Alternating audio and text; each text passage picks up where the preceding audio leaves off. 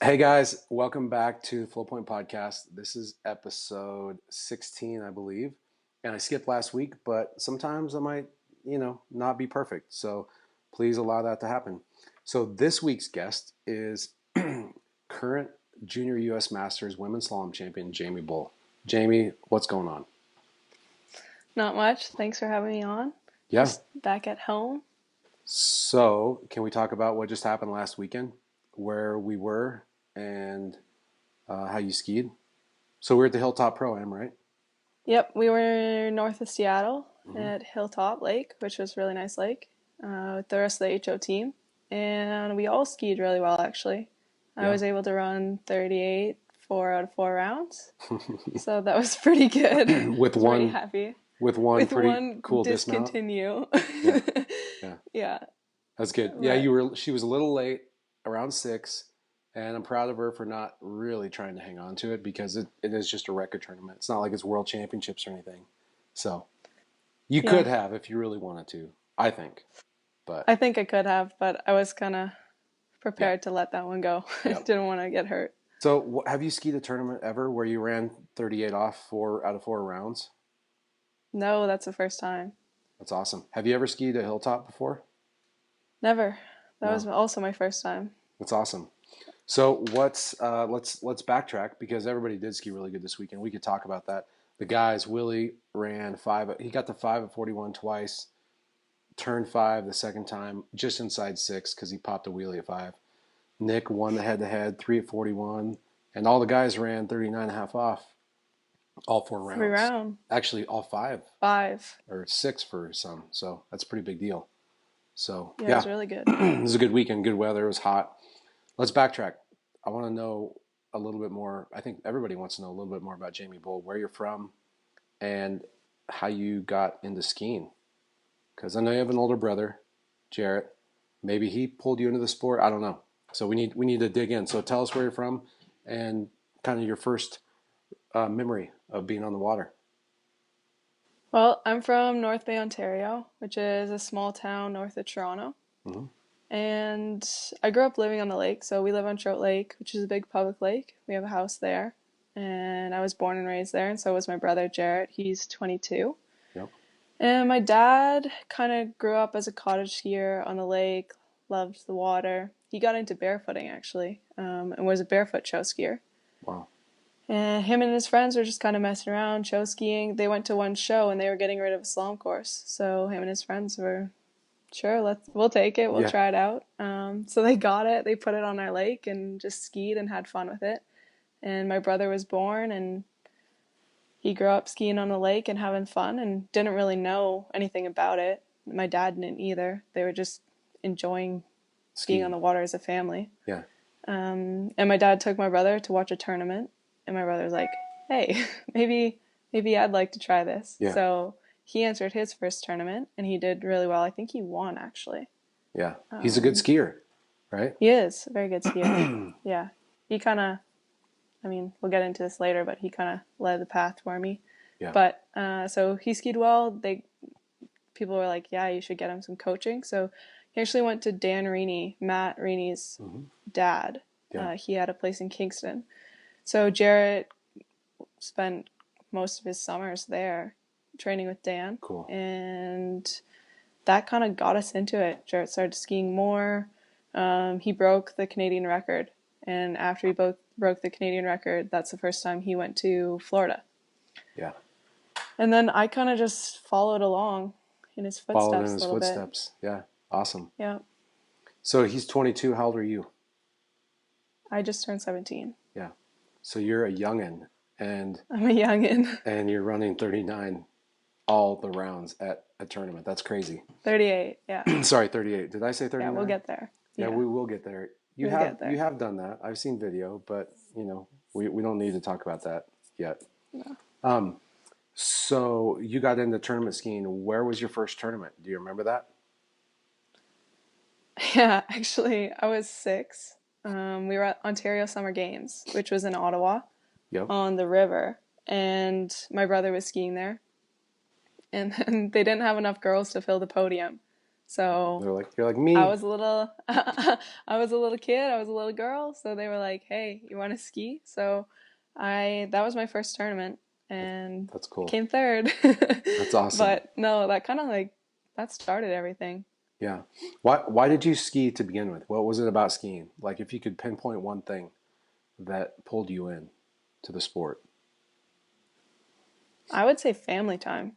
I Yeah. mean, that's kind of how my brother got into it as well. Like we lived on the lake, we were with Hmm. our family. It was something we all did together, you know, every morning wake up and look down the lake. And it's a big lake. We look directly west. Okay. And so we look all the way down the lake and it's It's awesome. perfectly calm. And so it's like, hey, Yeah. it's time to get in the boat and like kind of go ski as a family and make some waves. Yeah.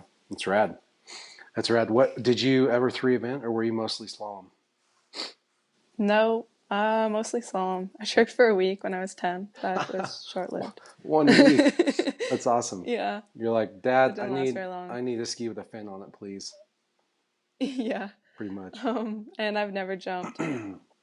So I want to talk a little bit. You're only 17, but I've seen some of your preparation and your training, like before you ski leading up to tournaments, but also like 10 minutes before you're like warming up, you're doing stuff that like professional skiers do. And you kind of are a pro now, but why, like what drives you to not just show up, pull your ski out of the bag and go slip it on and try to do a PB? You're actually like doing stuff that I didn't learn about until I was like 25, you know, like preparation, warming up, mental, physical, otherwise, so you don't get hurt. And so you're primed and ready to go ski. Where do you get that from? Because most 17-year-olds don't have that drive, you know? Yeah, I think drive kind of always had that. Kind of in sports and in school, I want to do the best that I can. And I've been lucky to have support from people who kind of help me get there. Yep. Warming up, I was a snow skier as a little kid as well, Yeah. and we always did warm ups. And you know, my dad studied kinesiology; he taught it as well. Wow. So he was kind of aware of body stuff. He was a basketball player in university as well, so he kind of had an idea of that stuff and taught me about warming up So and you preparing learned. your body so you don't get hurt. Yeah. And I kind of learned that and have always done it and Yeah. want to continue for sure. Yeah. Let's talk a little bit about training on the water, like technique wise. What are a couple things? Because a lot of people are, you know, they're listening and really want to become better skiers. That's part of why they listen. That's part of why they go to the lake every day, why they buy the latest gear, why they spend and dedicate days to this, you know, sport per week. So, what one or two bits of advice could you give somebody who's trying to become a better skier that have worked for you? You know, whether it's technique or training principles or otherwise. I think from beginner to pro, being stacked is a big thing. I know coaching, I've done a little bit of coaching for people within our city or province. And even for myself, like, you know, we've been working on this with me as well. It's Mm-hmm. just staying stacked over your ski, making sure you're balanced and all your joints are kind of in a line. Mm-hmm. That makes it a lot easier for you to ski and you create acceleration. Yeah. So it's helpful. Yeah, very helpful because that's the name of the game, right? You accelerate out of the Yeah. buoy, you get to the wakes quicker, and you have more space before the next ball. Okay, so we know being stacked works, but what's a key for you to get yourself into a stacked position? So, not the what you need to do, but how do you actually achieve that as a skier? For me, coming out of the buoy, I think about driving my hips towards the next buoy. Like, I want to Yeah. move my hips where I want to go. So, if I can think about taking my hips and pushing them over top of my front foot, and Yeah. if I'm coming out of two, trying to push my hips towards three ball, that works pretty well for me. It's kind of how I mentally process it. Yeah. And coming into the buoy, I think about almost like extending your hip flexor. Like you Yeah. want to kind of stand up a bit. You don't want to stand straight on top of your ski, but you want to shift. I think it's more of a shift of your hips over top of your front foot. Opening up your hips and getting your mass over your front foot. Mm-hmm. Yeah. Cool. What's the latest? You've been riding the Syndicate Pro for how long? When did you first get on it? The original Um, version? I think I got on that at the start of April, April. Okay. And your and first tournament on that was where? At Jack's? Oh, let's talk about that. So what do you do in the spring? You were at Jack Travers Ski School, and what did you do down there besides train? well, I'm still in school. I'm in grade 11. So I went down there for 3 months this spring, which was Yep. amazing. Yep. But I still need to do school. So I took a dual credit co-op, which is we get credits in high school for going out and into the workplace Awesome. and working there and learning and seeing if maybe that's something you would want to do as a job. Hmm. So I took two co-op credits. One was for working in the kitchen. So I was cooking for the ski school Are you a good cook? and ask John. Okay, we're gonna patch Travers in to see if you're really a good cook. Uh-oh, that No, might be a bad I idea. know, He's I gonna know. get after He's gonna me, throw but you under the bus. Yeah. yeah. What was the other thing you And did? my other credit was actually for training. So we have a lot of hockey Oh, players up here who obviously we're from Canada, yeah. so we have a lot of hockey and they do a lot of co-ops. So they kind of ran the same program for me, which was great. And then I took online chemistry and in-class physics. Wow. So Smarty pants. Awesome. So you skied. Your first tournament was at Travers, right? A record tournament this fall or spring? I mean, or no? no. My first tournament See how was much I don't know? I can't even remember, to be Yeah, honest with you. I think it was yeah, Drew Hancock. Ross's tournament. Oh yeah. Okay. So didn't you break the junior Canadian national record or something? Yes. What'd you run? So I Oh, ran 2.5 at 39. 2.5. Wow. Yep. What was your PB before that? Two. Two. Awesome. Yeah. And then, wait, didn't you run more than that, or was that it? I thought you Yeah. broke And it twice. then I Then did. then you ran So at three. LCQ at Jack Travers, I ran 3 at 39. Hmm, exactly. Wow. So, what's it going to take for you to run 39? Let's talk about that. The rope is Um, two. Wait, the rope is half foot. The rope's 2 feet short. The handle doesn't reach the yeah. buoy by 2 feet if you're 90 degrees. So it's a very difficult pass. In case people don't know that already. So, what's it going to take for you to run 39 more than you have? What do you think? Um, What have we talked about? Let's go we've back to talked that. about being stacked, so it kind of goes back to what we were talking about earlier, and keeping your joints in a line so that you can accomplish maximum acceleration out of the buoy and across the wakes so that you have time Yeah, off the second wake. yeah, And then out of the second wake, if I can kind of keep my acceleration, slow down my transition a little so that I can kind of stay connected a little longer and then yep, make sure that I have width at the buoy and I can at apex I can drop in and already moving back towards the next buoy. yeah, yeah. I mean, you do it really well at 38 a lot of times, but then 39, everybody's brain at their toughest pass gets scrambled and everything goes out the Yeah. window. So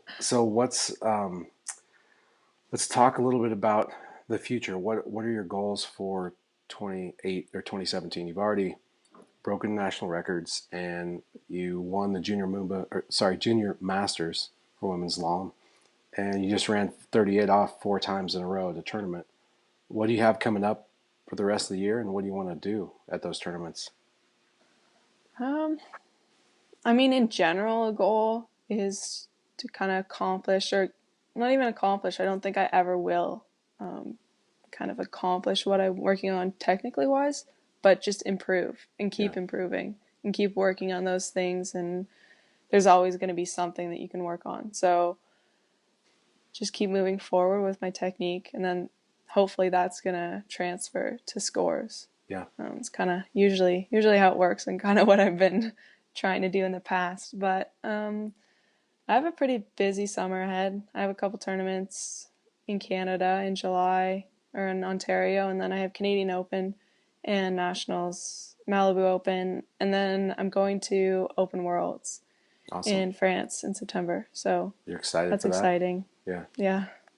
Rad. So when you have tournaments in Canada in July, what kind of dry suits do you wear up there? um, I Isn't it actually freezing? don't. Yeah, it's pretty cold. I Yeah. think it's like, I don't know. It was like, it's been pretty cold today too, cold and rainy, but Don't say Celsius because then we have to do the math. okay, well, I don't Yeah. know Yeah. Fahrenheit, so I don't Oh, want to do the math okay. either.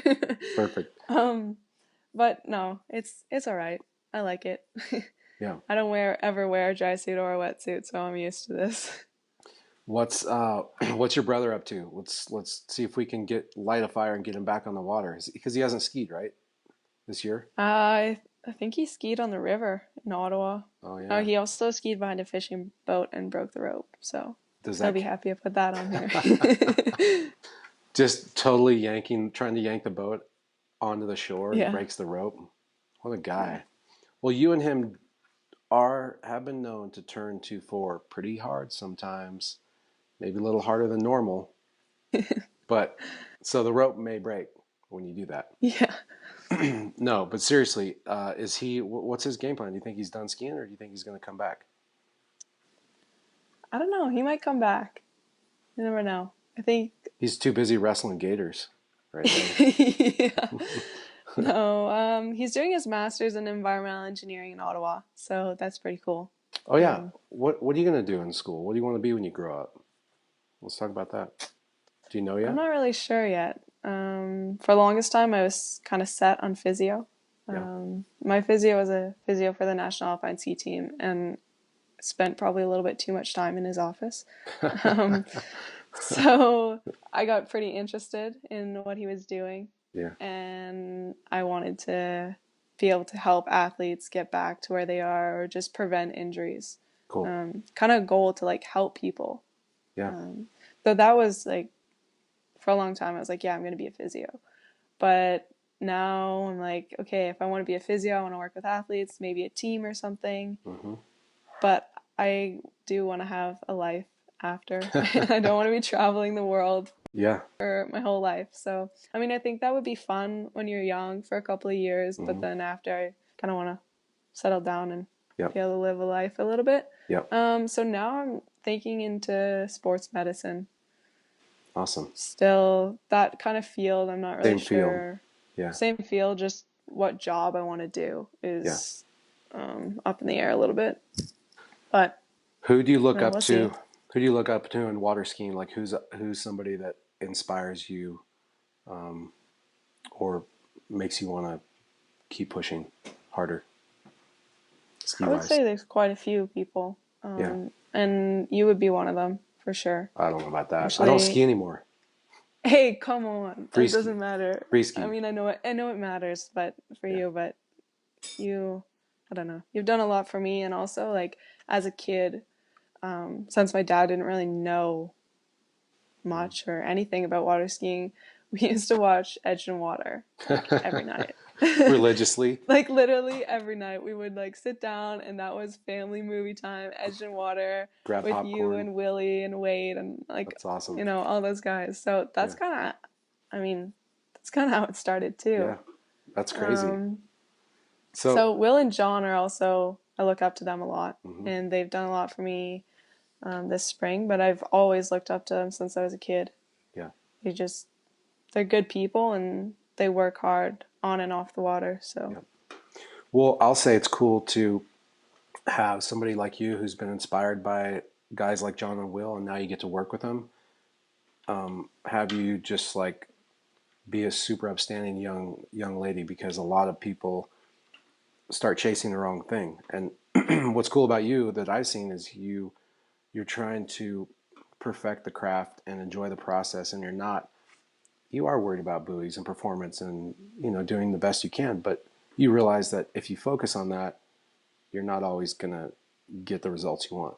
So you're able to like see it from like a little bit bigger picture and realize, okay, if I focus on technique, if I keep my body healthy, if I get stronger, and I do the things that these older dudes are saying, whoever it is, then maybe I'll get to where I want to go. And that's really cool for us. It makes us want to help you even that much more, instead of you just like being, oh, I suck today, I can't ski buoys, and walking away and going and pouting. You know, I haven't seen you do that yet, so it's really cool. Yeah, try not to. Even when you took a somersault out the exit gates at 38, I didn't see you get mad. Yeah. You were probably mad, but I didn't see you get mad, so that's cool. Yeah. No, Well, and it helps a lot for like to have you guys, people I've looked up to, but also have been through it. To have that support team behind me has been great, and definitely helped the process for sure. awesome. Well, I want to say thanks for coming and talking. This is cool. I'm glad we got to talk right after a cool event. And Yeah, well, thanks for having me. yeah, so where can people just follow you? Facebook or Instagram or both? Facebook, Instagram, yeah, both. Okay. What's your Instagram handle so people know? Jaimee_Bull, Okay. but my name's spelled a little funny, so it's Jaime. Jaime. You Perfect. got it. We got it. Okay. Well, we're going to have you back on again, maybe after another tournament or something. But All right, sounds good. stoked for how good you skied last week, and I'm proud of you for all the work you're putting in. And I think just keep doing what you're doing because you're inspiring some other little girls out there right now. So just make sure you're doing it for the right reasons, like we talk about. I think you are. So Yeah. awesome. Well, thanks a lot. Yep. It was fun. Thanks for joining us, Jaimee. Take care. Thanks, everybody. All right. And let us know what you want to see next. Respond, email, message, and we'll try to get Jaimee back on again soon and maybe send us some questions you want to hear from her. And we'll get her back on and we'll ask those. So that's it. Take care, guys. See you.